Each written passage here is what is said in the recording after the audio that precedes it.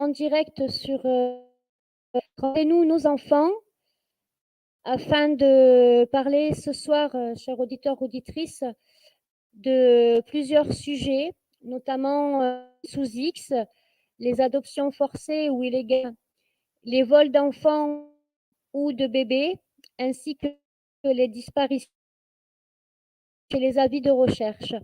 Nous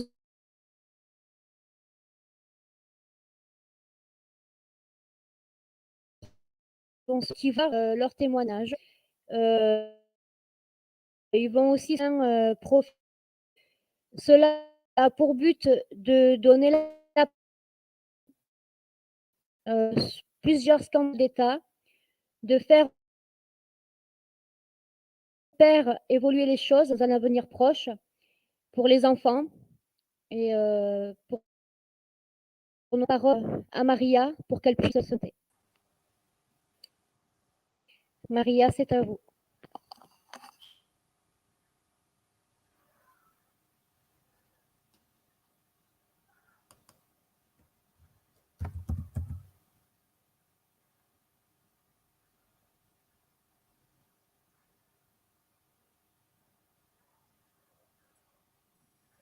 C'est à vous, Maria, vous pouvez parler, on vous entend. Bonjour, je suis Maria Pia-Briffaut, présidente de l'Association pour le droit aux origines des nés sous X, l'ADONX. Dans ce cadre, je lutte contre la naissance sous X, qui est une exception française. Ça n'existe pas ailleurs en Europe, à part quelques cas au Luxembourg, mais qui sont vraiment en très très petit nombre. Et j'ai rencontré des femmes dont on avait volé l'enfant, ou qu'on avait forcé à abandonner leur enfant, mais également de véritables vols d'enfants, qui sont maquillés en accouchement sous X.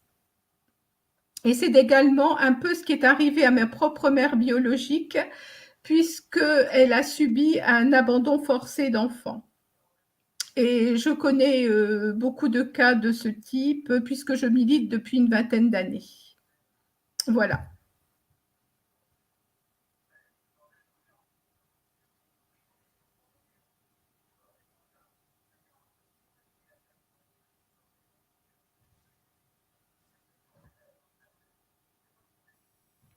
Maria, est-ce que vous pouvez nous raconter un petit peu votre histoire, votre parcours?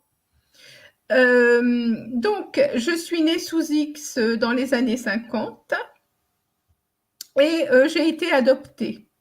J'étais dans une famille adoptive dans laquelle j'aimais beaucoup mes parents adoptifs. Il n'y avait pas de problème de ce côté-là. Et ils m'ont toujours dit que j'avais été adoptée. Ils me l'ont dit alors que j'étais très petite, avant même que je puisse le comprendre, ce qui m'a évité une révélation qui aurait pu être dommageable pour ma construction personnelle. Donc tout s'est bien passé. Mais comme beaucoup de ceux qui sont nés sous X, j'avais des zones d'ombre en moi-même. Et lorsque disons, à la suite du décès de ma mère adoptive, j'ai décidé de rechercher ma famille biologique. Alors, j'ai consulté mon dossier, comme on nous dit de le faire, à l'ASE. Et là, moi, je m'attendais à voir le nom de ma mère biologique, savoir comment je m'appelais à la naissance, etc. Et en fait, je me suis heurtée à un dossier vide d'éléments identifiants. Aucune possibilité de les retrouver. Il était indiqué simplement que ma mère était italienne et petite et brune, qu'elle pleurait lorsqu'on m'a enlevée à elle, et que qu'elle avait déjà accouché de 2 enfants avant moi sans que j'en connaisse le sexe. Je ne savais pas si c'était des garçons ou des filles. Et lorsque je suis sortie de là, j'étais absolument décidée à retrouver cette famille. J'ai donc commencé le parcours du combattant habituel au nez sous X, parce que vous savez qu'on se heurte à toutes sortes d'obstacles, qu'on vous envoie promener de partout, qu'on vous explique que vous n'avez pas besoin de connaître votre famille. C'est le genre, dis-moi ce dont tu as besoin, je t'expliquerai comment t'en passer. Mais je ne me suis pas laissée faire. Je suis entrée à la DONX. Et dans cette association, je suis entrée au bureau de cette association, puis rapidement, j'en suis devenue la vice-présidente. Et le 1er janvier 2008, j'en suis devenue la présidente. Dans ce cadre, je lutte avec les autres associations de nés sous X contre cette naissance sous X. Nous en demandons la suppression. Nous demandons à ce que la France fasse la même chose que les autres pays européens, c'est-à-dire que le nom de la mère qui accouche se trouve soit sur l'acte de naissance de l'enfant ou, si elle ne le veut pas, dans un dossier uniquement accessible à elle-même ou à l'enfant à sa majorité, de façon à préserver le secret de la naissance si elle le désire. C'est pour sa sécurité. Mais que lorsque l'enfant atteint sa majorité, il puisse consulter ce dossier, ou que la mère puisse consulter ce dossier elle aussi. Uniquement ces deux personnes, donc c'est secret et totalement sécuritaire pour la mère et pour l'enfant. Mais nous n'avons jamais été écoutés, ce qui fait que beaucoup, jusqu'à présent, la grande majorité n'avait pas retrouvé sa famille biologique. Alors moi, il faut savoir que en 2010, j'ai reçu un coup de téléphone et la personne qui était au bout du fil m'a dit « Madame, j'ai retrouvé ma sœur dans vos fichiers, dans les fichiers de votre association. » Et je lui ai demandé le nom de sa sœur. Elle m'a dit Maria Pia. Je lui ai dit mais Maria Pia, c'est moi. Et elle m'a dit bah oui, vous êtes ma sœur, née à tel endroit, à telle date. Il connaissait mes coordonnées, enfin mon nom de naissance, mon nom plutôt, oui, de naissance, ma date de naissance, mon lieu de naissance. Il m'avait retrouvé de cette façon et c'était les indications données par ma mère biologique. J'ai découvert donc que ma mère biologique n'avait pas voulu m'abandonner, qu'elle avait subi un abandon forcé d'enfant suite à une suspicion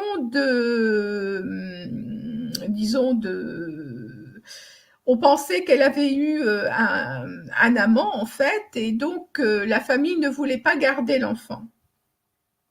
Et ma mère, elle ne voulait absolument pas se séparer de moi, mais on m'a enlevé de force à elle. Elle m'a recherché quasiment toute sa vie. Quand elle a été plus âgée, elle a chargé d'autres personnes de me rechercher.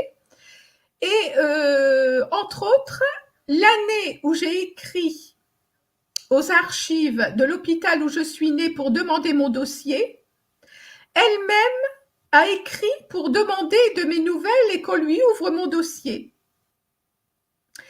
L'hôpital nous a menti à toutes les deux par écrit et ne nous a jamais permis de nous retrouver. Lorsque ma famille m'a retrouvée, ma mère biologique était décédée depuis 6 mois. Donc, elle n'a jamais pu me revoir. Par contre, moi, j'ai retrouvé mes frères et sœurs, cousins, cousines, neveux et nièces, etc. Et nous formons une famille unie. Donc, mon cas est assez, finalement, ce sont de belles retrouvailles et une belle histoire après une longue séparation. Mais dans le cadre de mon travail associatif, comme je l'ai dit, j'ai rencontré beaucoup d'autres cas d'abandon forcé pour des mères qui étaient trop jeunes ou des mères qui ont subi l'emprise de leur famille ou de leur mari, ou bon voilà, et même carrément des vols d'enfants dans des hôpitaux ou dans des maternités. Hein. Voilà ce que je peux dire. Maria, vous avez écrit un livre. Est-ce que vous pouvez nous parler un petit peu de votre livre? Oui, mon livre s'appelle Les Fantines. Fantine comme la mère de Cosette. C'est une femme qui avait accouché sous X et qui a témoigné dans mon livre, qui m'avait dit la femme qui accouche sous X, c'est la Fantine des temps modernes, la Fantine comme la mère de Cosette. Donc l'expression m'a plu et je l'ai reprise pour le titre de mon livre qui s'appelle Les Fantines, l'accouchement sous X, une violence faite aux femmes. Donc, Les Fantines, l'accouchement sous X, une violence faite aux femmes, édition du Lys Bleu, et il se commande dans toute librairie ou sur Amazon, et vous le trouverez sur Internet, il y est répertorié, voilà. Et il contient 8 témoignages de femmes ayant couché sous X, dont 3 dont on a volé les enfants. Des femmes qui ne voulaient pas se séparer de leurs enfants et à qui on a pris leurs enfants de force et qui les ont cherchés ensuite désespérément. Et il contient également des analyses des analyses de la situation, de ce qu'on appelle l'accouchement sous X, des statistiques, la façon dont ça se passe actuellement. Et un très beau chapitre de Madame Nadine Le Faucheur, sociologue au CNRS, qui raconte sa propre expérience de la chose. Il contient également des statistiques de Pierre Verdier, avocat au barreau de Paris, et l'histoire de Rosanne Monroe, qui a été volée à sa mère et dont la justice a reconnu le vol d'enfants pour la première fois en France après 8 années de procédure judiciaire. Voilà en ce qui concerne mon livre. Merci beaucoup, Maria. Je vais donner la parole à Germain. Germain, tu peux te présenter, s'il te plaît? Voilà, je suis Germain Grégoire. Bon, je suis en retraite depuis une vingtaine d'années. Et bon, l'histoire, c'est celle des enfants, 5 enfants dans la même famille qui ont été enlevés en 1956. À l'époque, j'avais 8 ans. Ma dernière, la petite sœur, avait 1 an et demi. Alors, les filles ont été placées dans un orphelinat au Borne Rouge à la délivrance à Martinique. Et nous, les garçons, on a été embarqués sur le paquebot, le Colombie, et on arrivera en France. On ne savait pas dans quelle direction nous partons. Mais nous avions été drogués avant, chose qui a continué ensuite ici en France jusqu'à 1960, que nous sommes arrivés. On a voulu nous faire perdre notre mémoire. Ils ont voulu tout nous faire oublier notre passé. Ils ont cherché à tout. Mais Dieu m'a aidé parce que je suis croyant et je me suis battu toute seule pour pouvoir garder cette mémoire et pour pouvoir raconter. Parce que j'ai toujours dit, un jour, tu raconteras ton histoire. Tu raconteras, tu feras un livre. Et je suis arrivé parce que je voulais et je veux arriver à la vérité de tout ça. Ensuite, on nous a placés, mon frère aîné et moi, toujours dans les orphelinats. Et on a vécu dans le silence. Alors, chose qui est frappant, dans chaque orphelinat, ils racontaient toujours la même chose. Or, ces gens qui nous ont fait venir en France, alors c'est un oncle et une tante, ils ne savaient ni lire ni écrire. Comment ces gens-là ont pu commander un bateau? Comment ont-ils pu jouer de la ZEU, parce qu'autrefois, ce n'était pas la ZEU, c'était la population. Comment ils ont fait tout ça? Comment ils ont pu... Tout a été monté de toutes pièces depuis 1953, parce que j'ai essayé de comprendre cette histoire. Mon père a été propriétaire, il était entrepreneur des pompes funèbres. Il avait une entreprise. Nous étions tous, les 5 enfants, nous étions des enfants heureux. Avec notre père, notre mère, et tout le monde habitait chez nous. Nous étions des gens respectables. Et papa, il était un notable. Mais seulement, ne sachant ni lire ni écrire, il devait gêner à beaucoup de monde. Il devait gêner. D'ailleurs, j'ai rencontré l'un de ses amis qui lui, travaillait chez mon père en 1942, lorsque mon père se marie. Et Charles-Édouard me dira, je ne comprends pas que ton père a pu se faire avoir, lui qui était intelligent, en fait, il ne savait peut-être pas écrire, mais il était très intelligent, ton père. Il s'est fait avoir parce que mon père avait tous les marchés de tous les hôpitaux avec les pompes funèbres, bien sûr, en Martinique. Lui, il n'a pas compris. Et ensuite, on les a fait divorcer. On lui a fait perdre son entreprise de pompes funèbres. 4 ans après, on les a fait divorcer. Et 4 ans après, on nous a enlevés. Alors, on a été spoliés de tout. Parce que papa, ils avaient des biens, maman avait des biens. D'ailleurs, maman est cousine à Joséphine de Beauharnais. Nous sommes descendants de la famille. Et on a été spoliés. On a été spoliés. Et D'ailleurs, j'ai écrit dans mon livre. J'ai déposé plainte en 2008. En 2007, alors, ce qui s'est passé en 2007, lorsqu'il y a eu l'histoire du Tchad, les enfants que l'État français volait au Tchad en 2007. Là, ça m'a fait tilt. Alors, j'ai pris le téléphone, j'ai appelé ma soeur, j'ai fait Hélène, dis-moi un peu. Ça te dit rien cette histoire? Elle m'a fait, c'est d'autres histoires. C'est la même chose. J'ai fait, alors je pars en Martinique. Je vais voir. On est parti en Martinique, ma soeur, mon fils et moi.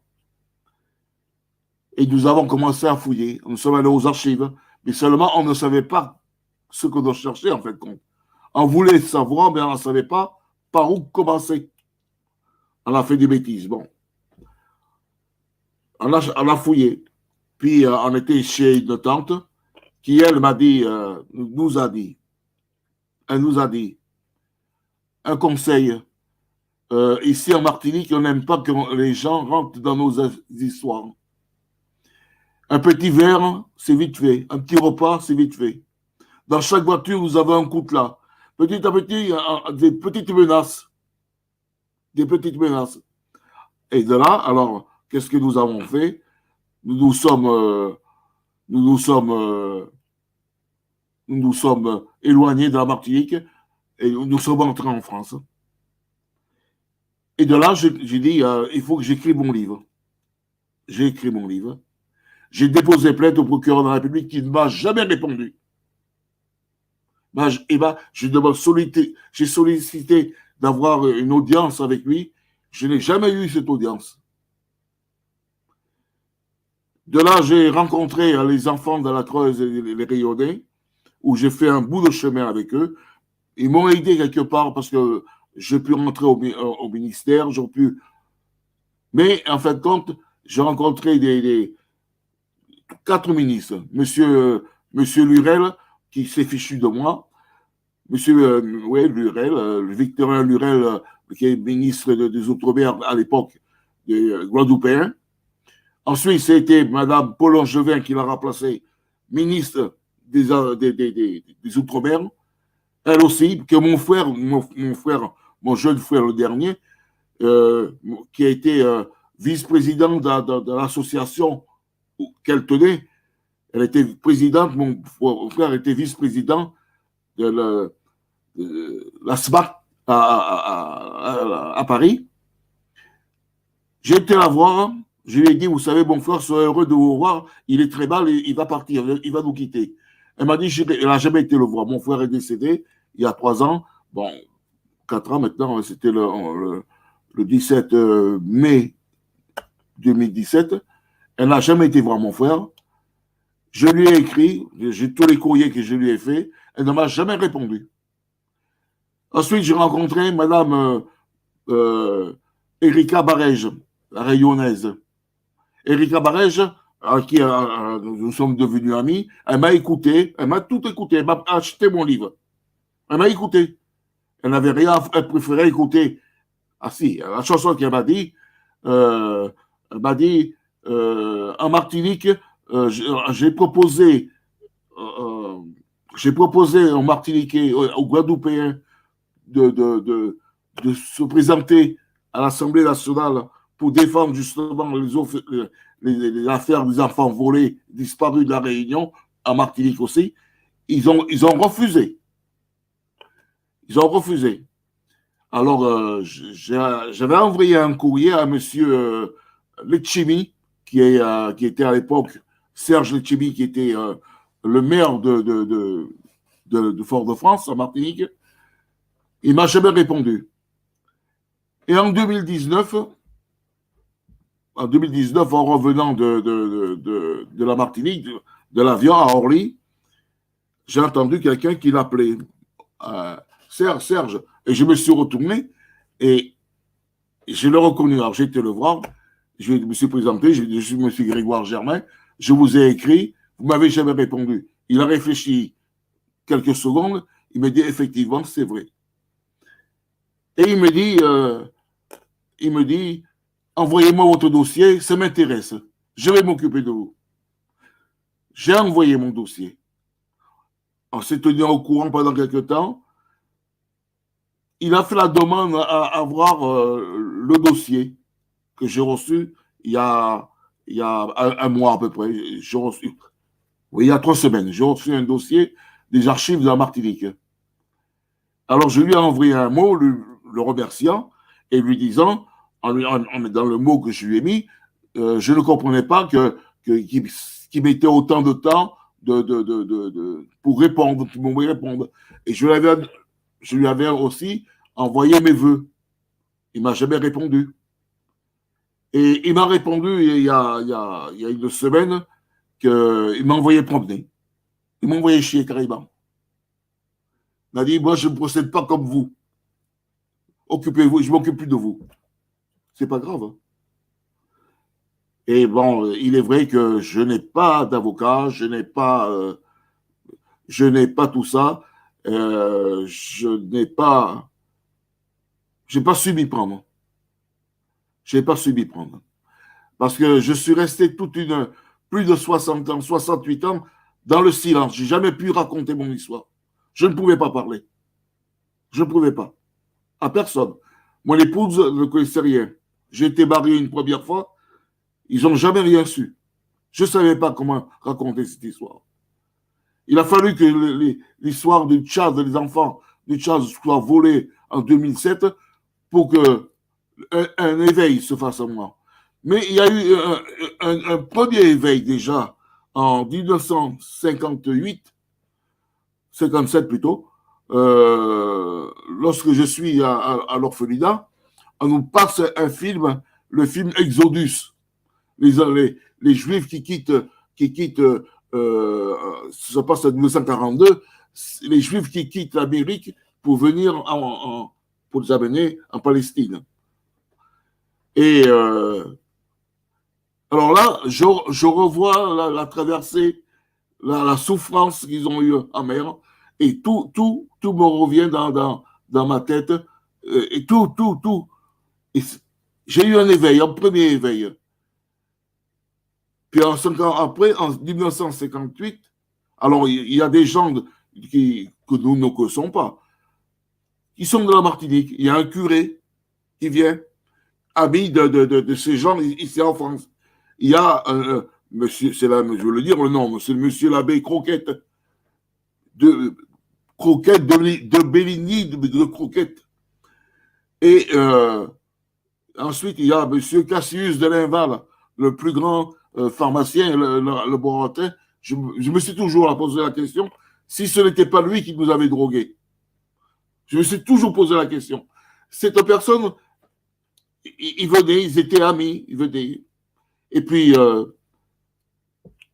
tout ça, et puis ils ont été racontés à maman que nous étions morts. Ils ont dit à maman, Guy et Germain, ils sont morts d'un accident de montagne. Ah bon? Et à nous, on nous a dit, maman est morte. En 1990, en 86, mon frère aîné décide de partir en Martinique. Il y a un manque de cette mère que nous n'avons pas eu, parce que nous n'avons jamais pu dire, maman, je t'aime, maman, on ne sait pas ce que c'est une fête des mères, on ne sait pas tout ça. On n'a rien connu de tout ça. Et mon frère, il s'en va en Martinique. Il retrouve notre mère. Il nous tient au courant qu'il a rencontré maman et il me dit, Germain, elle est là, je l'ai rencontrée. J'ai l'occasion pour la première fois de ma vie de lui parler au téléphone. En 90, mon frère tombe malade. Je décide de partir en Martinique.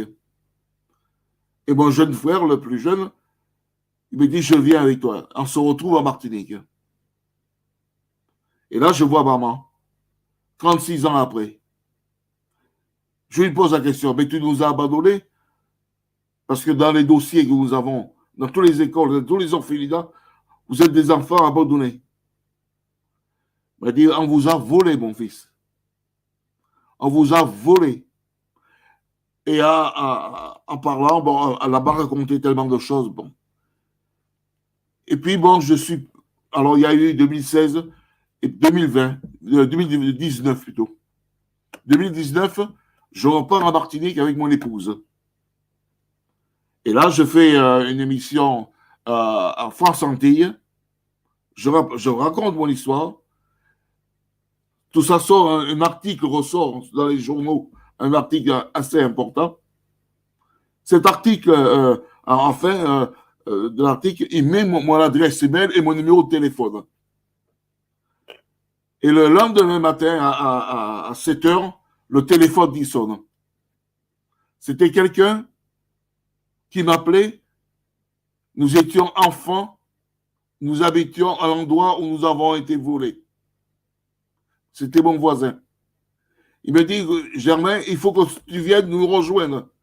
Voilà, viens ici, à la Redoute, viens à la pharmacie, je t'amènerai à l'endroit où vous avez disparu. Et voilà, ma femme et moi, nous allons là-bas, et je revois Thomas. Et puis, il m'amène à l'endroit où nous avons été volés. Et de là, il téléphone à d'autres personnes, des gens qui habitaient au-dessous de chez nous, ils sont heureux de me retrouver, ils se rappellent de moi. Et par la même occasion, une dame me téléphone, mais Germain me fait, ton histoire, je vais te la raconter. J'étais vu naître. Les 5 enfants, je vous ai vu naître. Et c'est ta tante par jalousie, qui voulait tout prendre à ton père et à ta mère, qui vous a fait du mal. C'est ta tante. Et je devais repartir en 2020. Mais à cause du Covid, nous ne sommes pas partis. On attend encore un peu. Alors, voilà pour l'instant une partie. Voilà une partie de mon histoire. Merci, Germain. Voilà. Tu as Comment? Est-ce que toi aussi, tu as écrit un livre? Oui, j'ai écrit un livre, Ma famille déracinée. Ma famille déracinée. Alors, il est écrit en français et un autre livre est sorti. Il est écrit aussi en créole. Il a en 2 parties. D'accord. Merci, Germain. Je vais donner la parole à Alex pour qu'il puisse se présenter. À toi, Alex. Allô? Oui. Alors, je me présente, je suis Alex Castel, président fondateur de l'association Solidarité Alerte France-Espagne. Aujourd'hui délocalisé en Espagne, oui. Je recherche les enfants disparus. Je traite des fugues, des enlèvements, des rapts, des kidnappings et des appels à témoins. Je vais juste faire 2 commentaires sur ce que tout le monde vient d'entendre dans le live. Concernant Maria et Germain, c'est, comment dire,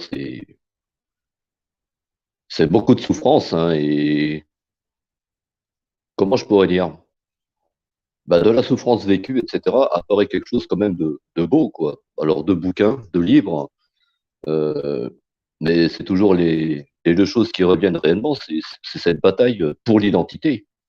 Parce que Maria nous parlait de l'accouchement sous X, Germain nous parle de son kidnapping similaire un peu à ce qui s'est passé pour l'Arche de Zoé. C'est une quête d'identité, quoi. Enfin, personnellement, bon, je vais revenir rapidement à moi. Quand nous on recherche les enfants qui disparaissent, bon, et pourquoi, et je vais vous raconter un peu l'histoire rapidement et entre les lignes, j'ai créé Solidarité Alerte, c'était en 2011. Plus particulièrement après le drame survenu à Laetitia Perret. Je ne sais pas si vous en avez entendu parler, sans doute, assassinée par Tony Meillon. La petite Nantaise qu'on a retrouvée démembrée. Bon, je pense qu'à un moment, quand on voit l'inefficacité de certaines choses, bon, j'avais déjà mal au cœur. À l'époque, je travaillais avec le cabinet de Maître Messner, vous voyez, premier avocat de France à l'époque. Ensuite est venu le drame d'Agnès. Et plus ça va, plus on voit qu'aujourd'hui, je parle des disparitions, ce sont les enfants qui trinquent. Ce sont les enfants qui trinquent. On est un peu loin de tout ce qui va concerner les nés sous X ou pas, finalement. Parce que quand on voit, bon, pas mal de fois, je suis amené à me déplacer dans toute la France, quand je suis en France, etc. Euh, il y a effectivement du vol d'enfants. Le vol d'enfants, c'est terrible. Parce que finalement, la justice française ne s'en mêlera pas. Si le vol d'enfants intervient, on va dire, outre-frontière. Par exemple, d'ici à l'Italie, d'ici à l'Espagne, il y a un vol d'enfants. Le problème, c'est que les dossiers ne seront pas traités, ou ça va mettre des années avant qu'on les prenne en charge. Et le souci, justement, alors, bon, j'ai traité des disparitions, effectivement, de vol d'enfants. Mais attention, l'enfant était déjà quand même conscient, hein, du 5, 6, 7 ans. Mais quand on parle de bébés comme Germain, quand on voit, ben, on en parlait avant le direct, tout ce qui se passe, cette omerta à l'époque, il y a quelque chose qui m'a interpellé dans ce que disait Germain, c'est le on. Qui est on? Qui est on? Qui a parlé d'un prêtre, etc. Moi, j'irais plus des missionnaires. Mais bon, quand on voit toutes ces histoires de tous ces écorchés de la vie qui font quelque chose aujourd'hui, qui aimeraient en parler, et à qui on continue de museler la bouche, je viens et répète ce que je disais en introduction, c'est qu'il y a vraiment un problème en France. Le principal n'est pas pris en compte.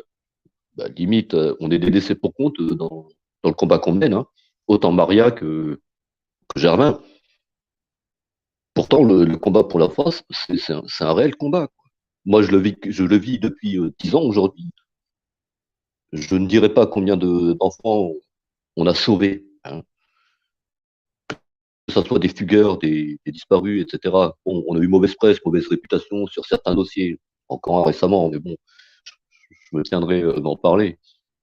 Parce que ça me fait. Si le drame me fait peur, il y a comme certaines choses, honnêtement, je les dirai haut et fort, qui me font un peu sourire, ou qui pourraient prêter à rire, mais je n'en parlerai pas.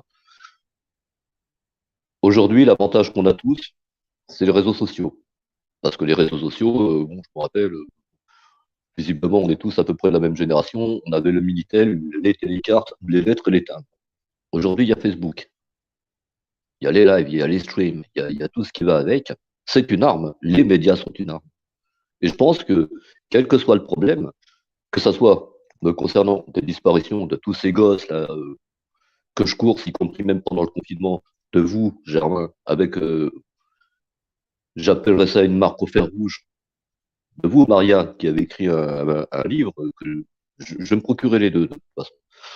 Euh, je pense que c'est des gens, on va dire même comme nous, qui, écorchés de la vie, pouvons faire, on ne peut pas dire avancer les choses, parce que ce serait un doux euphémisme, mais évoluer les mentalités. Et faire évoluer les mentalités auprès même des gouvernements. Si je reviens à Maria avec les dossiers, etc., dans les années 70-74, quelle que soit l'adoption, tout était confié au TJ, donc au tribunal de grande instance. Avec, bon, voilà.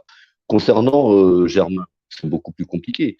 Mais toute cette souffrance que vous avez en vous, je pense qu'il est temps aujourd'hui de la médiatiser, d'en faire part, de la partager, de la faire apprendre, quoi.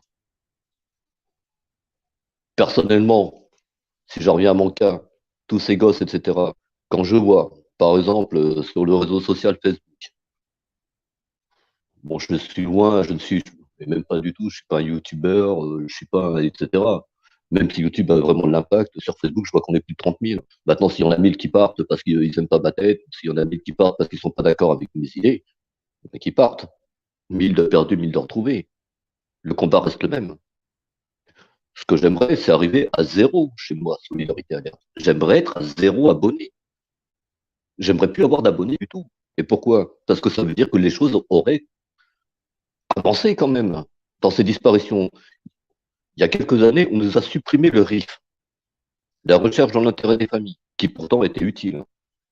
Sous Sarkozy, allez, ça n'existe plus. Donc qu'est-ce qui se passe? Un de vos proches disparaît. Vous allez où? Vous savez pas où taper. Si, peut-être au commissariat, on va dire revenez le lendemain ou dans 48 heures. Délai d'ailleurs qui n'existe pas. Ce délai de 48 heures n'existe pas. Enfin bon. Quand on voit tout ça, que les choses mises en place, justement, pour faire évoluer les choses, disparaissent, c'est peut-être aussi dans leur intérêt. On va dire, je n'en fais pas aux politiques, etc. Aujourd'hui, quand on voit tout ce qui se passe concernant l'inceste, etc. À l'époque, en France, c'était montre-moi ton porc. Aujourd'hui, montre-moi celui qui t'a touché. Quand on voit ce qui se passe pour les enfants, l'ASE, etc., tous ces enfants qui sont placés dans l'abus. J'en parlais avec Maria et Germain il y a quelques instants. Mais c'est des gosses, comment dire, il y a vraiment un problème avec l'ASE. Attention, moi j'y suis passé par l'ASE. J'avoue que j'ai vécu les meilleures années de ma vie.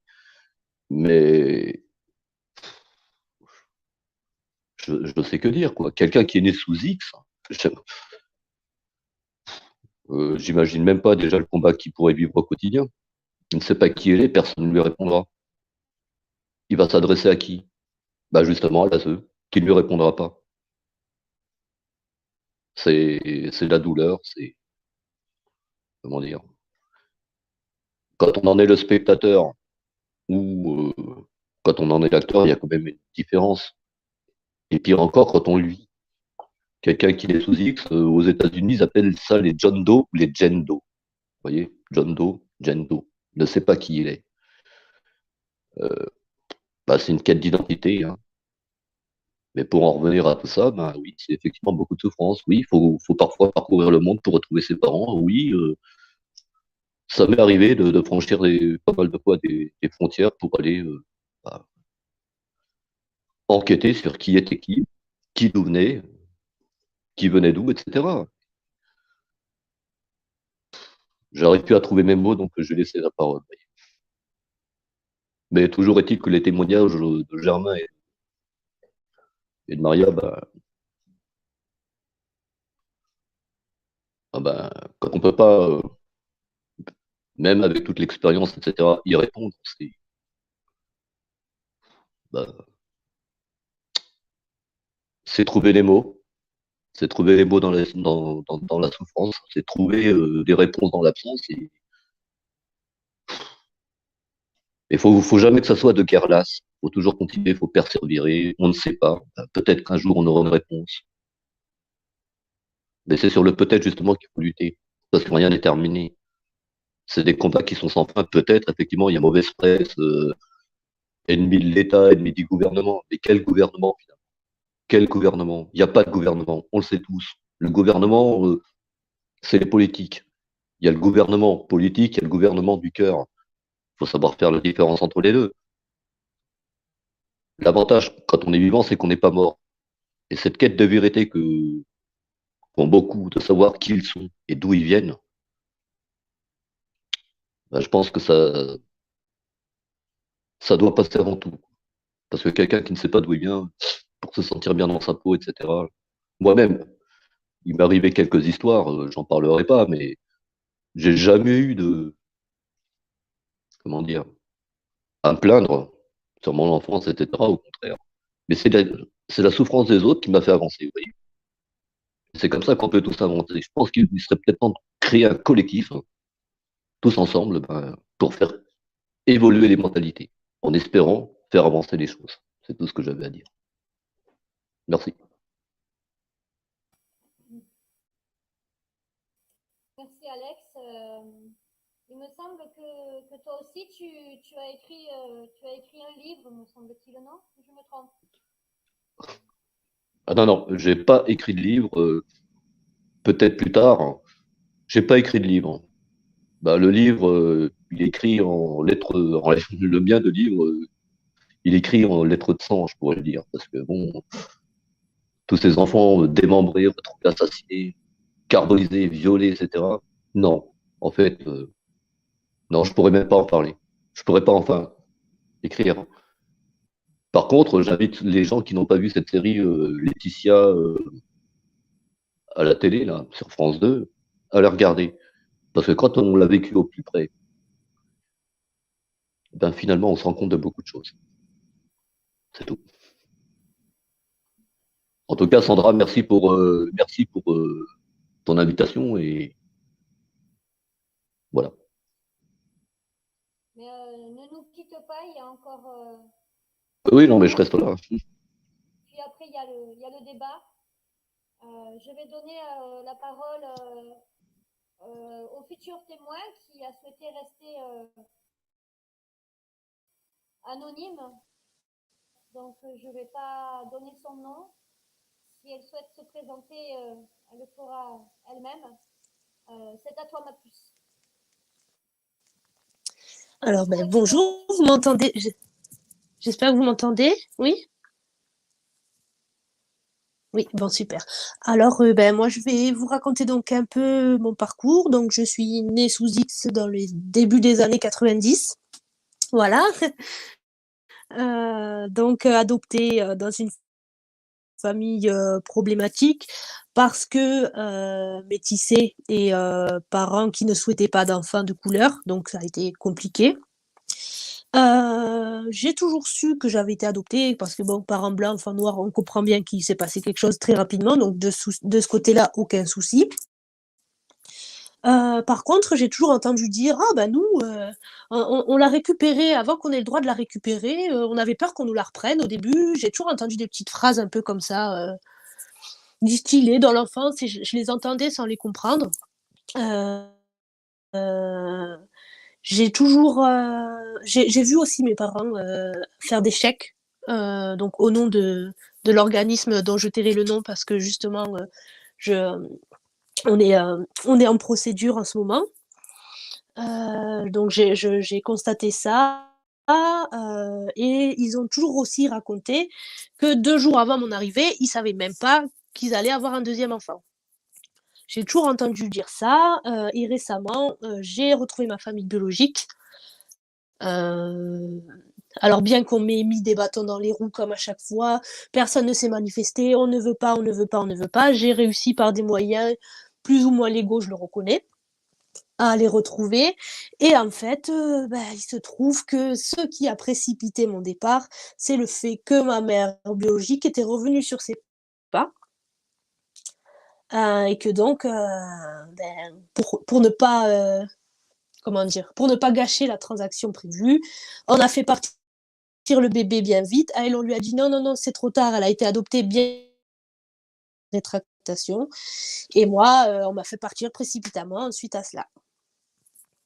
Voilà, pour vous faire le petit j'espère que c'est assez assez concis et en fait, je me suis rendu compte de ça, si juste pour vous donner le contexte, je me suis rendu compte de toutes ces anomalies, en faisant une démarche toute simple, c'est-à-dire de demander un acte de naissance, qui comprenait donc, soit la mention du jugement d'adoption, soit le statut de pupille de l'État. Parce que à la base, je voulais saisir le CNAOP. Et donc, il me fallait ce document et je n'ai jamais réussi à avoir ce document. Et donc, c'est en fouillant pour avoir un document auquel tout le monde a le droit que j'ai trouvé qu'il y avait une anomalie, puis une autre, puis une autre, puis une autre, et ce qui m'a mené aujourd'hui à être en procès contre cet organisme qui n'en est pas à son coup d'essai, puisque j'ai un frère adopté également, dont le dossier, donc signé, lui, directement par la DAS, est très bancal aussi. Parce que sa mère souhaitait faire un placement temporaire et ça, en fait, ils lui ont dit qu'ils lui ont accordé ça, sauf qu'elle a signé les papiers et ils l'ont fait adopter derrière. Voilà, pour le petit débrief.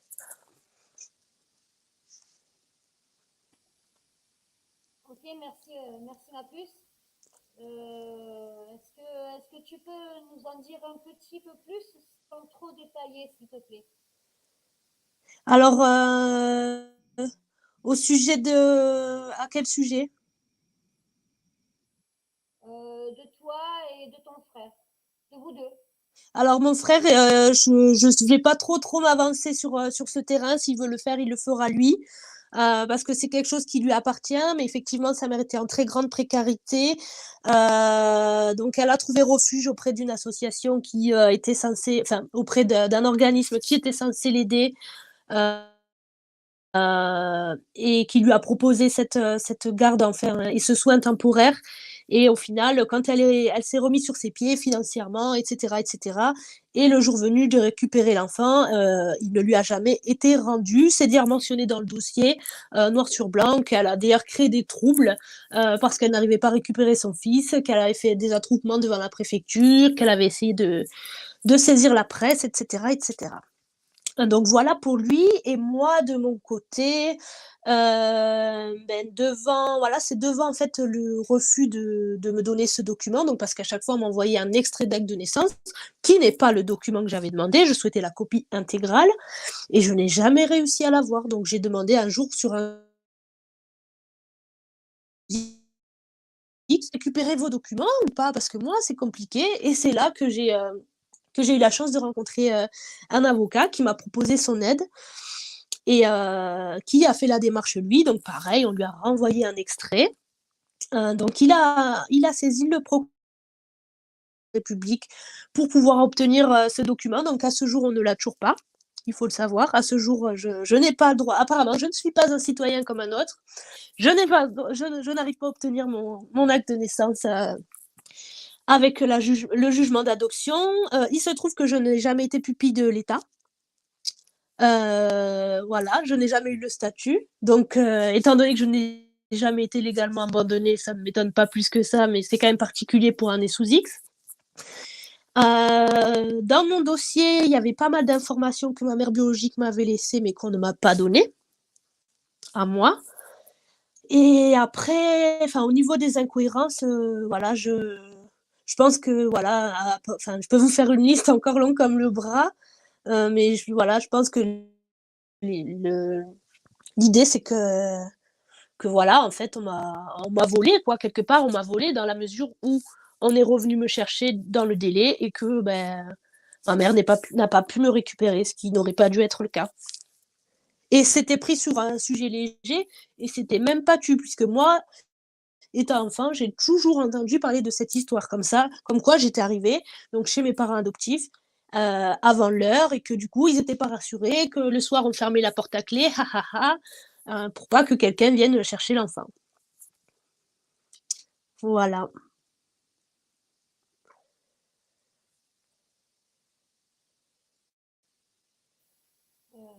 Merci ma puce. Je vais rallumer tous les micros. Si l'un d'entre vous Allô? souhaite répondre. Allô? Oui. Allô? Oui, moi je vais juste répondre à la petite qu'on vient d'entendre là. Et bon, alors concernant alors, les adoptions, moi-même je l'ai été, bon, c'était une confidence que je ne devrais pas faire. Mais bon, voilà. Donc tous les dossiers normalement d'adoption, quels qu'ils soient, que ce soit une adoption plénière, etc., normalement sont consultables auprès du tribunal de grande instance de la ville d'où vous êtes né. Ça veut dire que vous avez été adopté, je ne sais pas, exemple, à Toulouse, vous allez au TGI de Toulouse, vous demandez au service adoption de consulter vos dossiers. C'est un dossier qui est en libre accès. L'accès ne peut pas vous être refusé. Vous avez, par exemple, ils vont vous octroyer ou vous demander 1 heure de consultation. Vous ne pourrez pas faire des photocopies du dossier, etc. Mais vous avez accès aux pièces. Donc, si vous êtes du Cameroun, enfin, d'où que vous soyez, de toute façon, pour faire venir un enfant sur le sol du territoire français, il faut, on va dire, déjà un premier acte d'identité. Non, mais je suis née à Paris, hein, il faut le savoir. Oui, mais adopté par la suite, et sous X. Ah oui, mais effectivement, sous X. Né sous X, c'est bien. Mais, enfin non, je dirais pas que c'est bien, mais ce qu'ils font, c'est qu'on ne peut pas se contenter d'un né sous X, d'une mention. Voilà, donc de toute façon, l'origine reste la même. Moi, personnellement, je vous inviterai à aller directement au TGI, de récupérer, enfin, de consulter, parce que vous n'avez pas le droit de récupérer les pièces vous concernant, qui sont quand même des pièces à rajouter au dossier. De comment ça s'est passé, on va dire, juridiquement, officiellement et légalement. Pour ce qui est du reste, c'est des enquêtes à mener. Mais de toute façon, vous avez un dossier au tribunal de grande instance concernant votre identité actuelle, avec tout ce qui s'est passé dedans. Les comptes rendus de l'ASE, les lettres de la famille adoptive ou d'accueil. Vous voyez ce que je veux dire? Ça, c'est important de le faire. Et il faut avoir un bon conseil. Oui. Je voulais faire la remarque que le fait de rendre un enfant à une personne en lui disant qu'on le lui rendra lorsqu'elle aura réglé une partie de ses problèmes et de mettre l'enfant en adoption dans son dos, a été une pratique courante. C'est arrivé à de nombreuses femmes et on a appelé ça des accouchements sous X. Ah oui, tout à fait. Oui, courant. Ça, je vous le dis, je l'ai entendu de nombreuses fois. Des femmes me dire, mais moi, on m'avait dit, on vous garde l'enfant le temps que vous trouviez un travail ou un logement. Et quand je suis revenue, il l'avait mis en adoption, je ne l'ai plus jamais revu. Regardez par exemple concernant Germain, et peut-être vous concernant vous ou la petite là. Le dossier d'adoption, dans les années 70 ou dans les années 60, il fallait faire des pieds et des mains pour adopter un enfant. Il fallait faire des pieds et des mains. Moi-même, je suis parrain à l'UNICEF, vous voyez. Si je devais adopter, on me mettra toujours des bâtons dans les roues. Pourquoi on me met des bâtons dans les roues? Bon, j'ai déjà demandé à adopter. Il faut des lettres de recommandation. Ben, c'est pire qu'un électorat, vous voyez. Il faut des recommandations de généraux, de juges, de magistrats, qui sont...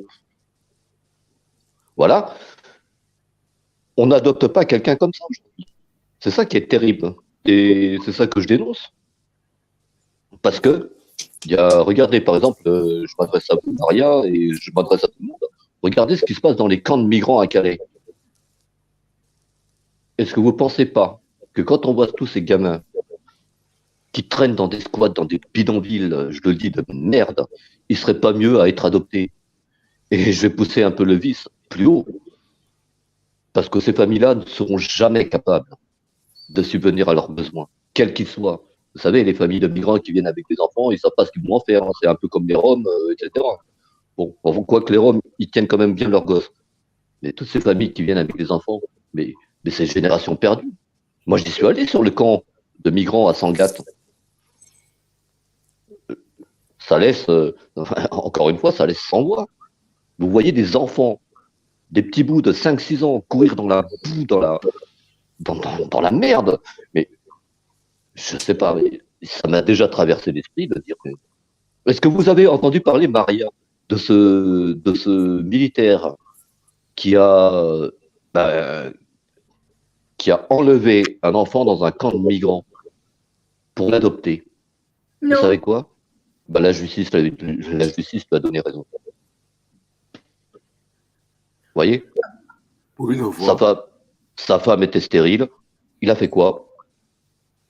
En fait, bon, la famille lui a demandé de l'argent, il a pris l'enfant. Aujourd'hui, l'enfant a une scolarité. Aujourd'hui, l'enfant a un avenir. Vous voyez, c'est ça qui est terrible aujourd'hui dans ce monde. On nous parle aujourd'hui du Covid-19, le SIDAMI. Mais qu'est-ce qu'on va laisser, nous, aux gosses plus tard? Terre brûlée? Terre brûlée? Les enfants aujourd'hui? Je dois le dire, parce que moi, je le vois de ma fenêtre franco-espagnole. La France s'en fout. La France s'en fout. Ils nous parlent de jeunes qui brûlent des bagnoles. Pour moi, ce n'est pas des jeunes qui brûlent des bagnoles, c'est des racailles.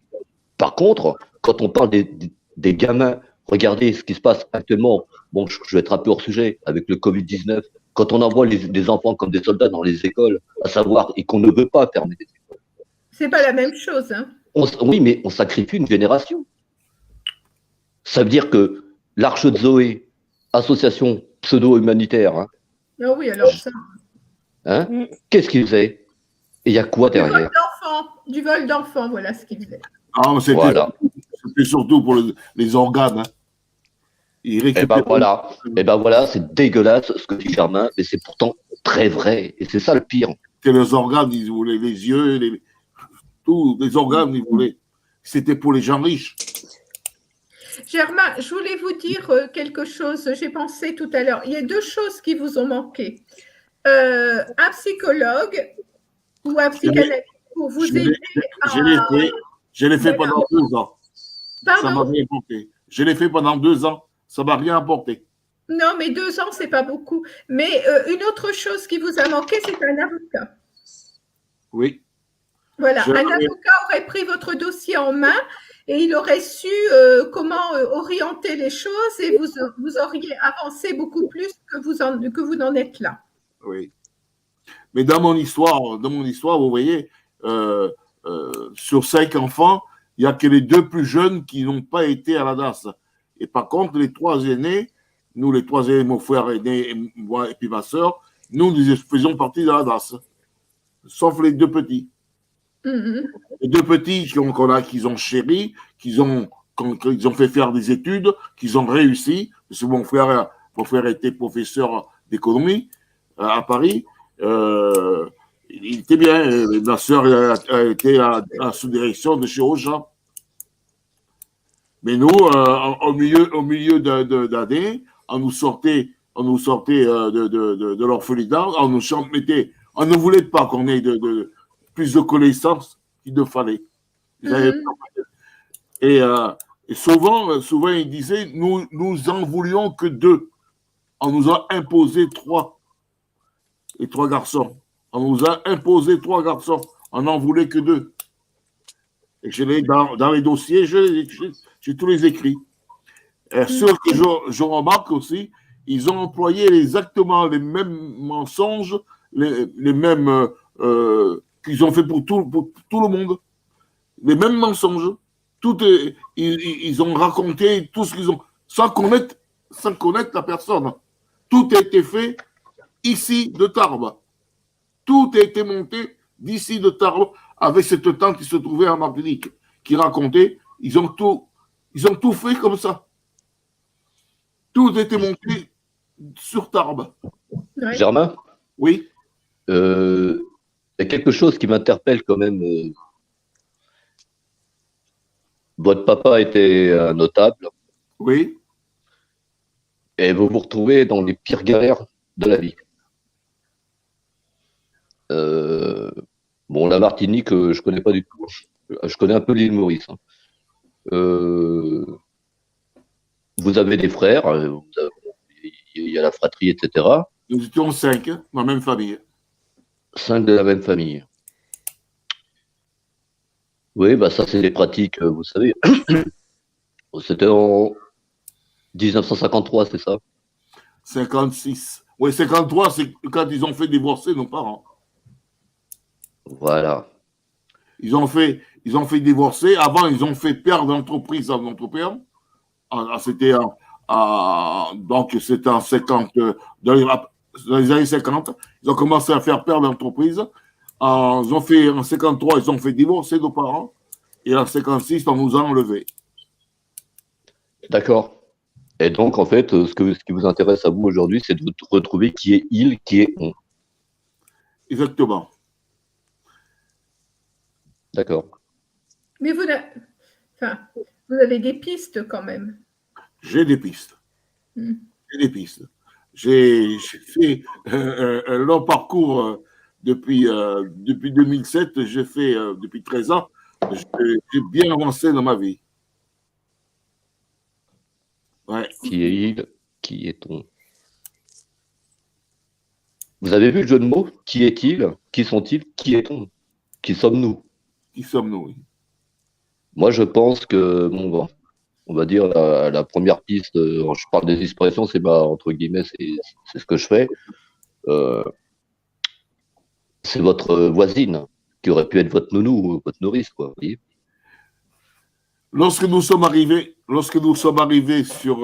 en France, au Havre, sur ce bateau, le Colombie, les premiers mots qu'on a entendus, ici, on parle français, on ne parle plus créole. C'était terminé. Alors, je ne parle plus le créole depuis mon enfance, depuis que je suis enfant. Et ensuite, Rachel dira, oh, c'est mon plus beau jour de ma vie. Mais pourquoi? On ne sait pas. Et ce n'est qu'après, avec le temps, qu'elle est née le 11 mars, on arrivera le 15 mars. Voilà. Et puis après, alors mon plaisir était de regarder, de surveiller tous les faits et gestes. Alors, il y avait une amie qui travaillait à Nouvelle République, à Tarbes, qui tous les soirs lui portait le journal. Alors, elle s'asseyait, prenait le journal, elle le lisait à l'envers, à l'endroit, elle le lisait dans tous les sens. Et puis, elle disait, bon, pas de nouvelles, bonne nouvelle. Mais je ne comprenais pas. Mais c'est de longtemps, peut-être 10 ans, 15 ans plus tard, que j'ai compris qu'elle cherchait pour voir s'il n'y avait pas une plainte qui était déposée, s'il n'y avait pas des recherches, quelque chose. C'est ça que j'ai compris. Mais je ne comprenais pas. Bien sûr, à l'âge de 8 ans, on ne comprend pas. Hein. Chantage, magouille, prise de possession, récupération des biens. Ah, Ça, mais franchement, de toute façon, elle a déclaré au tribunal que nous étions sa chose. Nous sommes sa chose. C'est elle qui nous sommes c'est elle. On n'est rien pour elle. C'est nous sommes sa chose. Hein. C'est écrit noir sur blanc. Hein. mais aujourd'hui, si on recadre les choses, qu'est-ce que vous voulez? Ah, je veux réparation. Reconnaissance de l'État, ce qu'ils ont fait.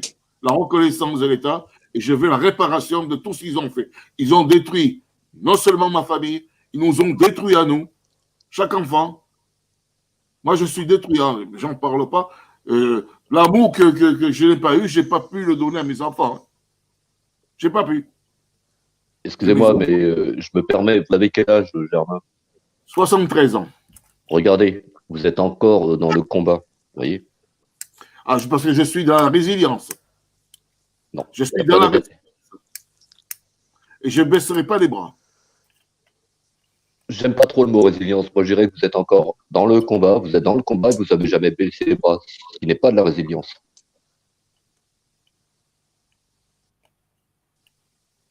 Vous savez, aussi. Parce que regardez, aujourd'hui, le problème, c'est qu'ils réécrivent tout. Ils réécrivent les lois. Là, je vais aussi m'adresser à tout le monde. Là. C'est que bon, il y a justice et vérité. Justice et vérité. Justice aujourd'hui, on se demande. Moi, personnellement, dans ce que je fais, là, vous voyez, toutes les photos que j'ai derrière, là, c'est tous les gosses que j'ai. Et Dieu sait que j'en ai sur tous les murs chez moi. La justice, c'est d'abord savoir. La justice, c'est d'abord de savoir. Mais quand on se reporte autant au Maria, etc., l'avantage qu'elle a, la petite, là, qui vient de s'adresser à nous, je pense que la petite métisse ou la petite black, oui, c'est qu'elle est des années 90. Et les années 90, les lois ont changé depuis nous. Depuis nous. Moi, regardez, dans les années où nous sommes nés. Mais pour les nés sous X, les lois n'ont pas changé depuis 1941. Hein. Et le code de Napoléon n'a jamais changé depuis 1800. Vous voyez le délire. Donc, moi, je pense qu'il serait temps d'abroger la loi du silence. Oui. Et tout ce qui est prescription aussi. La prescription ne devrait plus exister. Alors justement, parlant de la prescription, je ne sais pas, Maria pourra peut-être me répondre, concernant la loi sous X, je ne sais pas s'il y en a une de prescription. Mais non, pas du tout. Vous pouvez être sous X et mourir sous X, même si vous vivez 250 ans. Hein. Vous êtes né sous X, il n'y a pas de quoi, il n'y a rien pour vous aider. Hein. Mais, enfin, du côté de la loi, hein, je parle. Et ça a été notre sort pendant très longtemps, mais il y a quelque chose de très positif maintenant.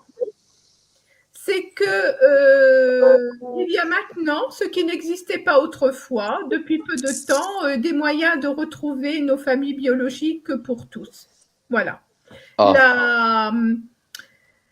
Ce n'est pas la loi qui a changé, elle ne changera pas et je crois qu'elle ne changera pas, mais maintenant, peu importe, parce que depuis peu de temps, nous avons les moyens de retrouver nos familles biologiques.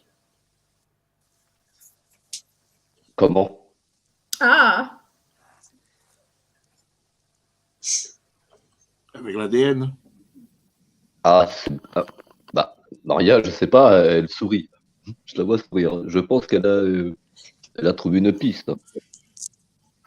Mais il y a nous avons maintenant des moyens, les personnes qui sont nées sous X et qui veulent retrouver, et cela leur est possible à tous maintenant. Voilà. D'accord, Maria, je vous pose une question cash. Par exemple, un enfant qui a été adopté dans les années 70, qui vient d'un pays en guerre, avait déjà... Non. Je vous parle de Né sous X. Né sous X, c'est en France. Quelqu'un qui est né dans l'anonymat en France, qui est né en France ou en Europe, aura les moyens de retrouver sa famille biologique. Je ne vous parle pas des adoptés à l'international. Le sous-X, c'est français, ça n'existe pas ailleurs. Et qu'est-ce que vous pensez aujourd'hui de comment on peut faire avancer les choses ou les faire évoluer? Parce qu'il y a... Voilà.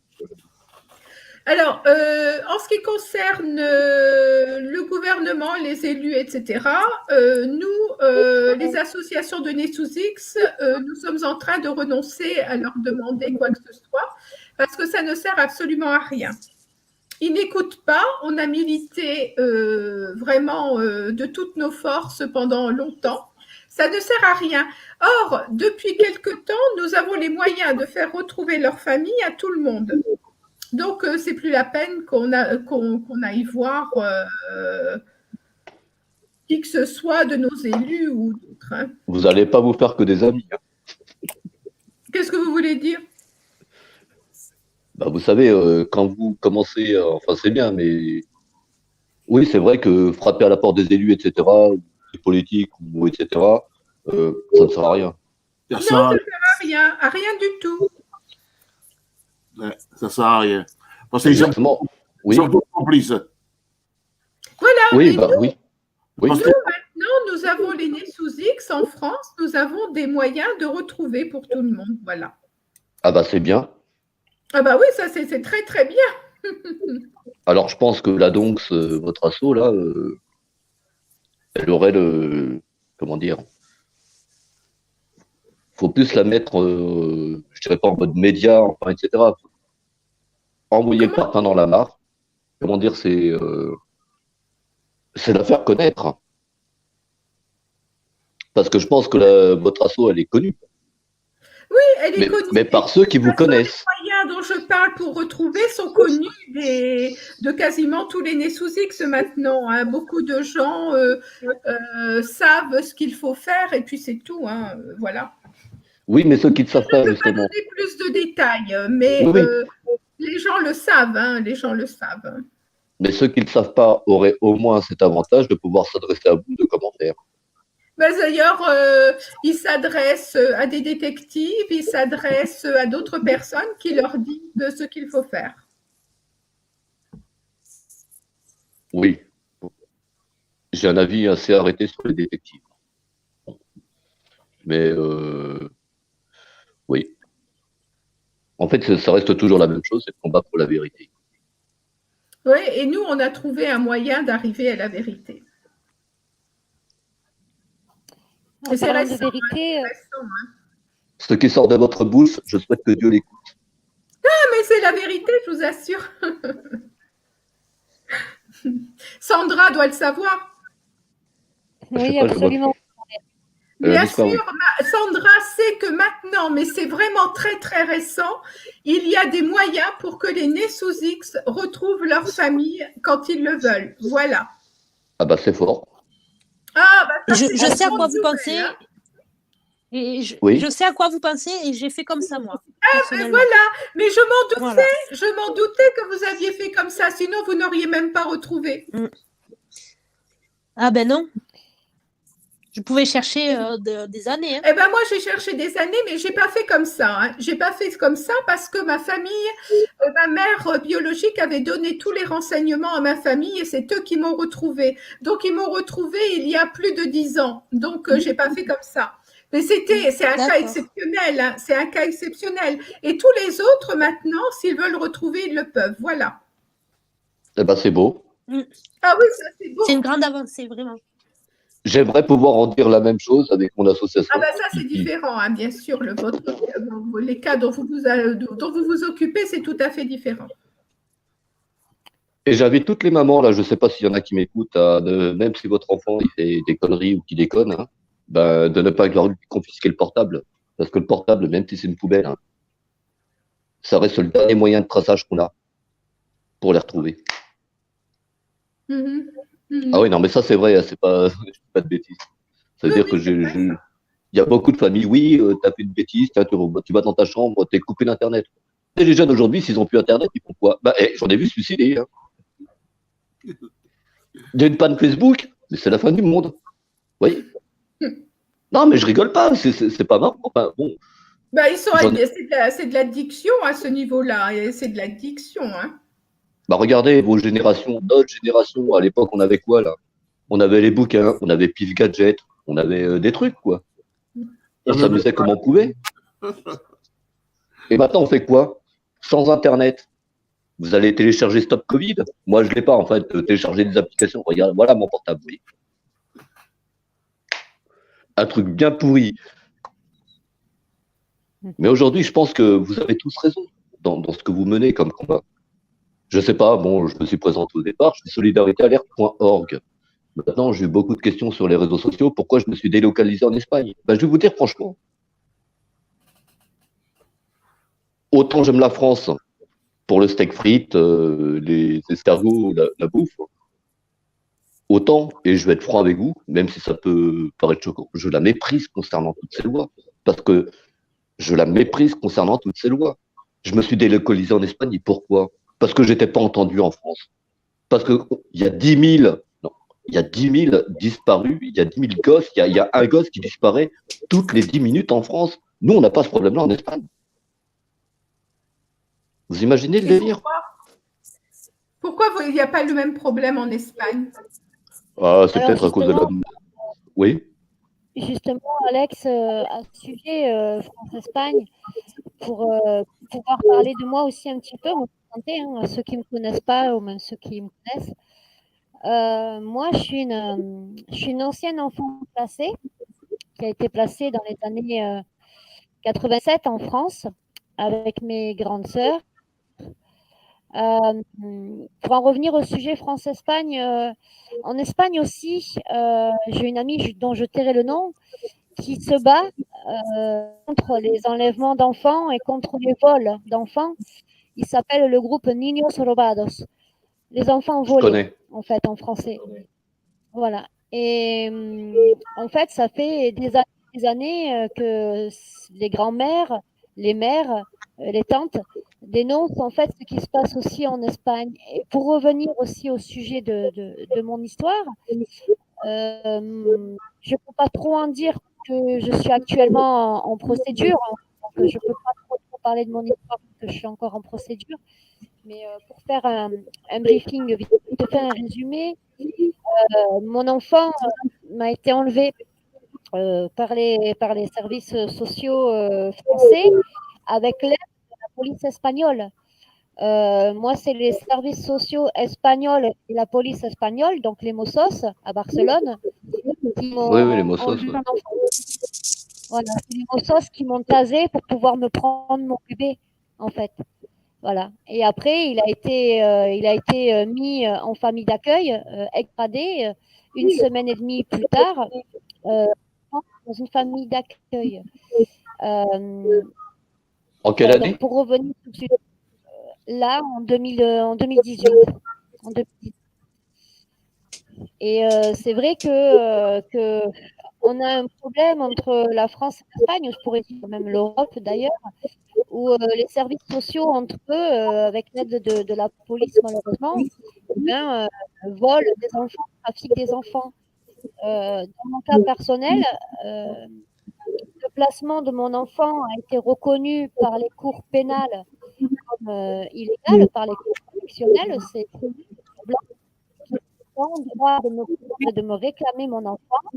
Et pourtant, depuis 2018, on est en 2021 maintenant, je me bats encore pour qu'on me rende mon enfant. Je me bats et parce que je dénonce, aussi parce que les cours ont reconnu qu'il n'y avait aucune justification légale de ce placement, eh bien, on me prive de tous mes droits. On m'a enlevé tous mes droits parentaux, tous mes droits de visite. Là, ça fait 1 an, j'ai vu mon fils 7 heures en 1 an. Là, ça fait 7 mois que je ne l'ai pas vu. Et ils font rien. Ils font rien, en fait, les services sociaux et la justice française. Eh bien, Elle ne fera rien de toute façon. Et la dernière fois que tu as eu voilà. ton fils, c'était où? En France? C'était au mois d'août, oui, c'était en France, au mois d'août, dans un lieu neutre, médiatisé. J'ai vu 1 heure. Ensuite, je me suis disputée avec cette dame, parce que sur des sujets qui nous regardent toutes les deux d'ailleurs. Et à partir de là, elle a décidé d'arrêter les visites. Et depuis, les services sociaux se sont servis de ça pour arrêter mes visites. Et je n'ai pas revu mon enfant depuis. Mon fils qui a 5 ans, qui me réclame, qui me dit que je lui manque, qui me dit pendant les visios avec la référente à côté, les visios que j'avais droit mais que je n'ai plus non plus puisqu'ils m'ont tout pris, qui me dit qu'il veut mourir, parler avec la mort parce qu'il ne peut plus voir maman, qui veut venir à pied jusqu'à chez maman, qui veut fumer, qu'on lui donne des médicaments qui lui font mal à la tête, ce genre de propos. Mais il vit où aujourd'hui, le petit? Et voilà. Et pourtant, il y a la référente, elle ne relève pas que j'en parle ou que j'en ai parlé à la justice. Eh bien, les services sociaux, ils n'ont rien trouvé de mieux à faire et à dire dans leur conclusion à la cour d'appel actuelle qui est en train de prendre sa décision que ça perturbe mon enfant. Alors, le fait qu'il me voie en visio, ça perturbe mon enfant. Ben, c'est logique qu'il soit perturbé. Il ne peut plus voir sa maman, il ne comprend pas pourquoi il ne peut plus voir sa maman. Il n'y a aucun motif grave, avéré ou pénalement reconnu pour me priver de tous mes droits et parentaux et de visite. Et pourtant, il continue. Il continue. Oui, mais il vit où le petit? Et plus je vais en parler. Comment? Il vit où le petit, là, en ce moment, à l'heure actuelle où on parle? Dans quel... Là, il En est France? dans une famille d'accueil. Il est en France, dans une famille d'accueil, dans un village à peu près à 20 minutes de moi. Je ne suis pas loin de lui, mais je ne peux pas le voir. Alors, dans ces cas-là, il faut un bon avocat. Et Un bon avocat. Bon avocat. Il n'y a que ça le aujourd'hui. problème, c'est que j'avais trouvé un avocat, mais cet avocat-là, malheureusement, il a tourné chemise. Le nouveau avocat que j'ai fait tout ce qu'il a pu en cour d'appel. J'espère que la cour d'appel me sera favorable pour une fois. Et les services sociaux, pour empêcher que la décision de la cour d'appel me soit favorable, ont demandé une audience au juge des enfants, là, le 13 février, dans 10 jours, pour que la juge des enfants continue d'aller dans leur sens, en fait. Voilà. Donc, j'espère vraiment que tout ça, ça va changer. Et on est vraiment face à quelque chose de, pas forcément pour parler de mon histoire, mais en règle générale, on est vraiment face à un système judiciaire et social, excusez-moi les expressions, mais pourri jusqu'à la moelle. Je veux dire, il y a des mamans qui sont réellement maltraitantes, qui ont leurs enfants. Je connais des mamans, c'est des junkies, des drogués, qui ont leurs enfants, elles peuvent voir leurs enfants. Les gens en prison, les criminels, des gros criminels, ils voient leurs enfants au parloir. Moi, juste parce que je dis, voilà, je ne suis pas d'accord avec le placement de mon enfant, eh ben, on me prive de tous mes droits et de voir mon enfant. Et je trouve ça complètement injuste et lamentable. Voilà un peu pour mon histoire. Ah oui, c'est triste, hein, ça. Oui, oui, oui, oui.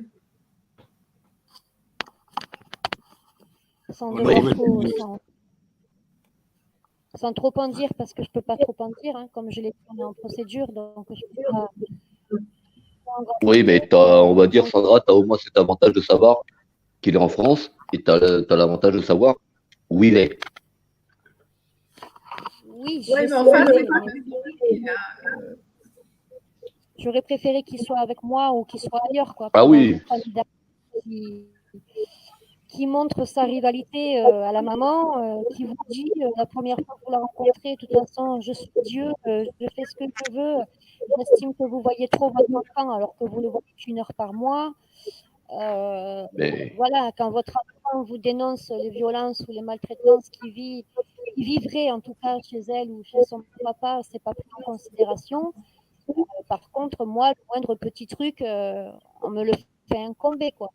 Voilà. Oui, mais les familles d'accueil, c'est comme moi, elles ne sont pas parole de saint. Je reparlerai de l'affaire Laetitia. Quand on voit que Gilles Patron, qui était le premier à militer contre les abus sexuels, etc., finalement, c'était le plus gros le plus gros bâtard qui puisse exister. 58 dossiers quand même et 4 plaintes, hein, si ce n'est plus.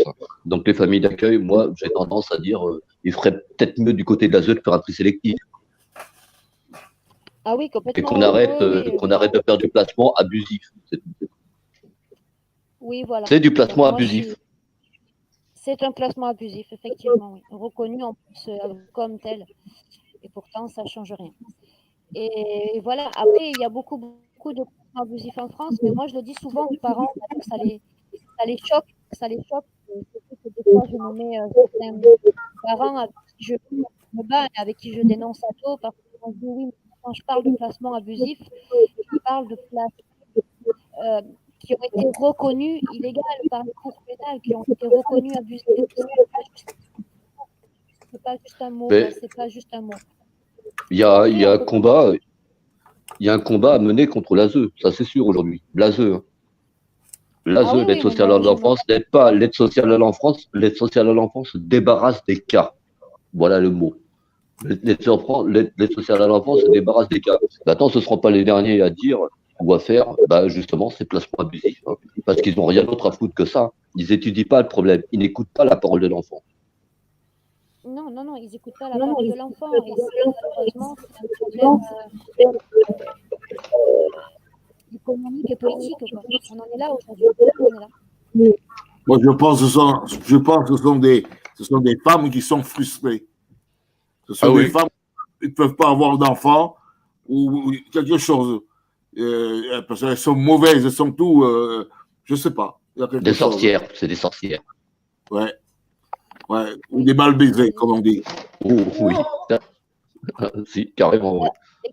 Et pas de propos sexistes.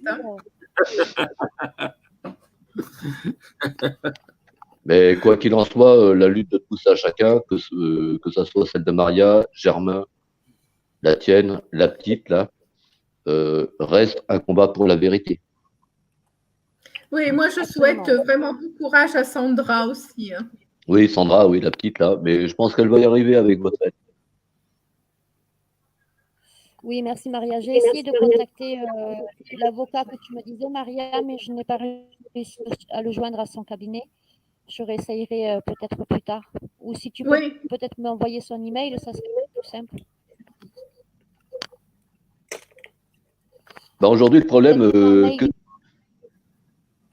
le problème, c'est qu'il y a un prétexte qui va bien, ça s'appelle le Covid-19. Les dossiers sont là. Tu sais, Alex, même sans le Covid, ils prennent tous les prétextes pour embêter les familles. Et depuis la nuit des temps, toutes les familles qui sont considérées précaires ou dans les précarités, c'est un des cibles, en fait. C'est les cibles. Si on est RSA, si on n'est pas à l'emploi, si on est un statut handicapé, voilà, on est les cibles, en fait. On est les cibles. Eh bien, il ne faut pas lâcher. C'est tout. Jamais lâcher. Non, on ne lâchera pas. Et puis, il y a aussi, on peut parler aussi de ça, il y a aussi le fait que les anciens enfants de la date, les anciens enfants placés, ont souvent leurs enfants, eux aussi, à leur tour placés. Et après, il y a ce qu'on appelle les placements inversés. Alors là, c'est quand l'enfant il est placé par les services sociaux, mais chez le parent qui, lui, est maltraitant ou violeur.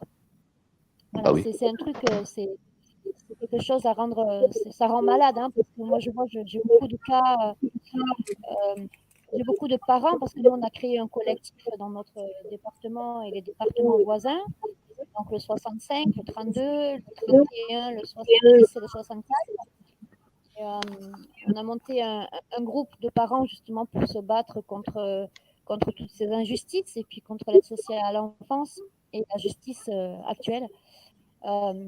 Et on se bat justement pour faire valoir que les placements abusifs et les placements inversés, les adoptions illégales, les adoptions forcées, ça doit plus exister, c'est plus possible. On est en 2021, je pense qu'il y a des choses qui doivent changer maintenant et que les services sociaux, ils ne sont pas là pour détruire des familles à la base, ils sont là pour les réunir, ils sont là pour les aider, ils ne sont pas là pour les détruire et pour voler les enfants, quoi. Et justement, les départements, depuis la décentralisation, on a remarqué dans beaucoup de dossiers on a tous les mêmes accusations, on a tous la même diffamation, on retrouve beaucoup de mots similaires dans les rapports qui sont donnés aux juges des enfants. Et je trouve ça inacceptable et inadmissible. Et pourtant, on n'est pas des mêmes départements. Il y en a à Paris, il y en a ailleurs. Et je trouve ça juste inadmissible. Et moi, ce que j'attends aujourd'hui dans mon combat... Exactement. Et ce que j'attends aujourd'hui dans le combat, moi, personnellement, j'ai déjà récupéré mon enfant. Oui, c'est une chose, récupérer mon enfant, mes droits, notre vie, notre bonheur. Ça, c'est pour ma part personnelle. Et après, dans ma part du combat, au niveau de tous les parents de France, je prends un peu la parole pour eux. Que ce soit les anciens enfants passés, les adoptions illégales, les naissances, ou bien encore les placements abusifs, eh bien, que l'État nous reconnaisse comme des victimes et qu'elle nous demande pardon. Voilà, qu'elle nous demande pardon et nous des dommages peut-être, mais moi, je ne suis pas pour l'argent. Par contre, avoir des excuses nationales,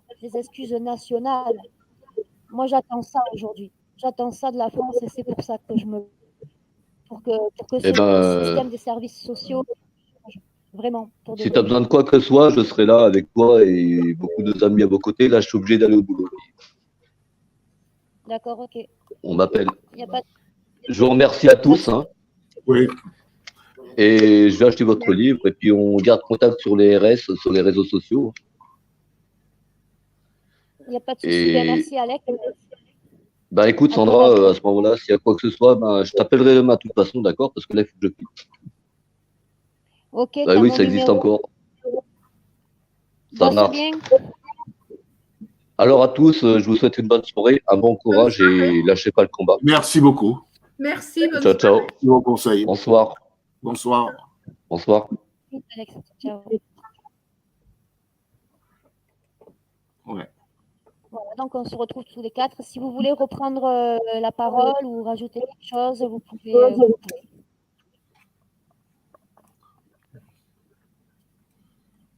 Bon, dans ce cas, moi, je voulais dire que si vous êtes en recherche de vos origines, si vous êtes né sous X, en recherche de vos origines, comme beaucoup, contactez-moi et je vous donnerai les renseignements nécessaires. Maria, où c'est qu'on peut vous contacter? Oui, on peut me contacter sur Facebook, on peut me contacter sur mon numéro de téléphone qui se trouve sur la page de mon association. On peut me contacter et beaucoup de gens me contactent de toute façon. Et votre association, c'est la donc? Oui, l'association pour le droit aux origines des nés sous X, mais même sur ma page Facebook, vous pouvez me contacter sans problème. Oui, il y a les réseaux sociaux aussi, effectivement. Oui, il y a les réseaux sociaux. Germain, est-ce que tu veux rajouter quelque chose? Non, non. Si je dois parler encore, je n'ai plus trop longtemps. Non, ça ira pour ce soir. Mais prenez un avocat, Germain. Hein. Oui. Ça fera avancer votre dossier, hein, c'est sûr. Hein. Je le sais. Je le sais. Je vais le faire. Est-ce que tu voudrais rajouter quelque chose, dire quelque chose? Non, moi, je voulais dire merci déjà de m'avoir... c'est la première fois que je raconte tout ça, donc voilà, je voulais vous dire merci de m'avoir donné l'opportunité de raconter et je trouve ça bien qu'on puisse... qu'on ne soit pas isolé, que par le biais des réseaux, on puisse justement ensemble trouver la force de faire avancer les choses. Rejoignez-moi sur mon site Facebook, vous allez voir les autres nés sous X qui s'expriment. Et vous allez voir l'actualité des nés sous X. Voilà. Très bien. Ok, je vais faire ça. Je vous remercie à tous d'avoir participé à ce live. Et je voudrais dire aussi aux auditeurs qui nous écoutent qu'il y aura le volet numéro 2. Donc, toujours sur les mêmes sujets, les enfants sous X, les disparitions inquiétantes, les adoptions forcées ou illégales, ainsi que les placements abusifs. Donc, si vous souhaitez, si vous êtes un particulier, un témoin, un professionnel, qui que vous soyez, si vous souhaitez prendre la parole et venir dans le volet numéro 2, dans ces cas-là, vous pouvez me contacter sur ma page Facebook, Sandra Doué, D-O-U-A-Y, ou bien à travers mes réseaux sociaux, sur ma chaîne YouTube ici, ou bien par mon numéro de téléphone qui est le 06 16 66 48 75. On va faire un volet numéro 2 de cette émission. Je fais aussi un appel aux avocats parce que j'aimerais bien avoir l'avis des avocats, non pas dans les procédures qu'ils ont en cours, mais dans ce qu'ils peuvent vivre eux. Vu des échos qu'il y a certains avocats qui rayonnent malheureusement et j'aimerais avoir leur avis professionnel. Les éducateurs aussi, puisqu'il y a des éducateurs de l'aide sociale en France qui eux aussi sont rayonnés ou qui emploient. Ils ne sont pas d'accord avec les pratiques de leurs collègues. Donc, voilà. Donc, si vous êtes un témoin, un particulier, un éduc, un avocat, n'hésitez pas à venir vers moi pour le volet numéro 2 de l'émission prochainement. Alors, il n'y a pas encore de date. Dans le volet numéro 2, il y aura Brahim Kermaoui, qui est un enfant du Maroc, qui n'a pas pu être là ce soir, mais qui nous rejoindra dans le volet numéro 2. Voilà. Je vais donc du coup mettre fin au direct, enfin, pas tout de suite, sauf si Maria veut reprendre la parole. Non, je voulais simplement vous dire merci, Sandra, de nous avoir invités. Merci, oui. Oui, aussi. Merci, Sandra. Ne quittez pas tout de suite. Après, je vais couper juste le direct et on peut parler entre nous après, si vous le souhaitez, toujours dans le live au même endroit. Je coupe juste le direct. Messieurs, dames, les auditeurs, je vous remercie d'avoir été là ce soir, de nous avoir écoutés. N'hésitez pas à partager parce que il faut que ça se sache, il faut que le silence se brise. Et je vous remercie à tous. Bonne soirée.